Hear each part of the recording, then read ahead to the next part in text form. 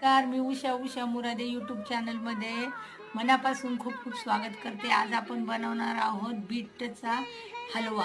हा पौष्टिक आहे, आरोग्यासाठी पौष्टिक आहे। त्यासाठी मी 1 वाटी किसलेलं बीट घेतलेलं आहे, बदाम घेतलेले आहे, काजू घेतलेले आहे, 2-3 वेलची घेतलेले आहे, 1 फुलपात्र भरून दूध घेतलेलं आहे आणि 1 वाटी साखर घेतलेली आहे। आता सर्वात पहिले आपल्याला गॅसवर कढई ठेवायची आहे